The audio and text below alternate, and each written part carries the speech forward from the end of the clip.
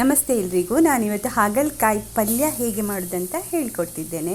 ತುಂಬ ಈಸಿಯಾದ ರೆಸಿಪಿ, ತುಂಬ ಟೇಸ್ಟ್ ಆಗ್ತದೆ. ಇದಕ್ಕೆ ನಾನು ಮಣ್ಣಿದ ಪಾತ್ರೆ ಇಟ್ಟಿದ್ದೇನೆ, ಅದಕ್ಕೆ ತೆಂಗಿನೆಣ್ಣೆ ಹಾಕಿದ್ದೇನೆ. ಇದಕ್ಕೆ ಬೆಳ್ಳುಳ್ಳಿ ತುಂಬ ಹಾಕಬೇಕು. 10-15 ಬೆಳ್ಳುಳ್ಳಿಯನ್ನು ನಾನು ಜಜ್ಜಿ ಹಾಕಿದ್ದೇನೆ. ಕಟ್ ಮಾಡಿ ಸಹ ಹಾಕ್ಬೋದು. ಅದು ಸ್ವಲ್ಪ ಅದಕ್ಕೆ ಸ್ವಲ್ಪ ಶುಂಠಿ ಗುದ್ದಿದ್ದು ಅಥವಾ ಪೇಸ್ಟ್ ಸಹ ಹಾಕ್ಬೋದು. ಅದನ್ನು ಹಾಕಬೇಕು. ಆನಂತರ ಇದಕ್ಕೆ ಆನಿಯನ್ನು ಒಂದು ದೊಡ್ಡದಾದರೆ 2 ಹಾಕಿ, ಸಣ್ಣದಾದರೆ ಒಂದು 3-4 ಹಾಕಿ.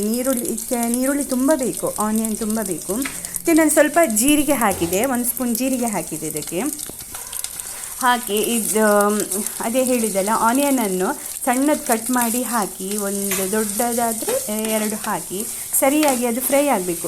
ಆನಂತರ ಈ ಹಾಗಲಕಾಯಿಯನ್ನು ನಾನು ನೀರಿನಲ್ಲಿ ಕಟ್ ಮಾಡಿ ಹಾಕಿದ್ದೇನೆ. ಅದಕ್ಕೆ ಸ್ವಲ್ಪ ಹಳದಿ ಪುಡಿ ಮತ್ತು ಸ್ವಲ್ಪ ಉಪ್ಪು ಹಾಕಿದ್ದೇನೆ.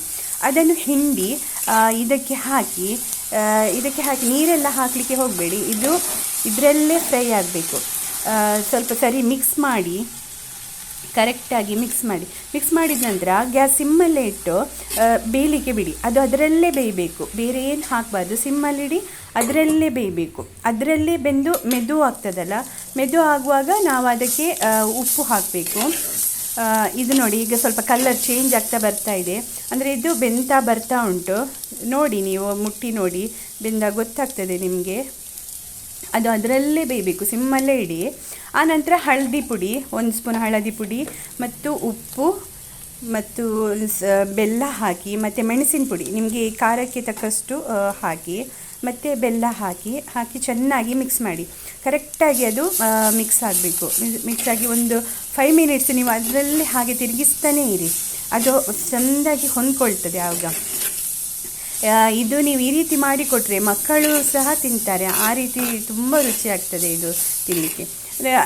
ಕೆಲವರು ಇದಾದ ನಂತರವೇ ಇದು ಮಾಡ್ತಾರೆ, ಆದರೆ ನಾವು ಈಚೆ ಕಡೆ ಸ್ವಲ್ಪ ತೆಂಗಿನಕಾಯಿ ಹಾಕ್ತೇವೆ. ತೆಂಗಿನಕಾಯಿ ಹಾಕಿದರೆ ಏನು ಕಹಿಯೇ ಬರುವುದಿಲ್ಲ ಇದಕ್ಕೆ. ಅದು ಅಂದರೆ ನಾನು ಹಾಗಲಕಾಯಿ ಇದು ಸುಕ್ಕ ಟೈಪ್ ಮಾಡ್ತಿದ್ದೇನಲ್ಲ, ಹಾಗೆ ಚೆನ್ನಾಗಿ ತೆಂಗಿನಕಾಯಿ ಹಾಕಿ ಅದನ್ನು ಸ್ವಲ್ಪ ಮಿಕ್ಸ್ ಮಾಡಿ 5 ಮಿನಿಟ್ಸ್ ಒಂದು ಸ್ವಲ್ಪ ಮಿಕ್ಸ್ ಮಾಡಿ. ಇದು ಮಾಡಿ ನೋಡಿ, ಹೇಗಿದೆ ಅಂತ ನನಗೆ ಹೇಳಿ. ಮತ್ತು ಲೈಕ್ಸ್ ಮಾಡಿ, ಸಬ್ಸ್ಕ್ರೈಬ್ ಮಾಡಿ. ಮತ್ತು ಸಬ್ಸ್ಕ್ರೈಬ್ ಮಾಡಿದ ಎಲ್ರಿಗೂ ತುಂಬ thank you. And thank you so much.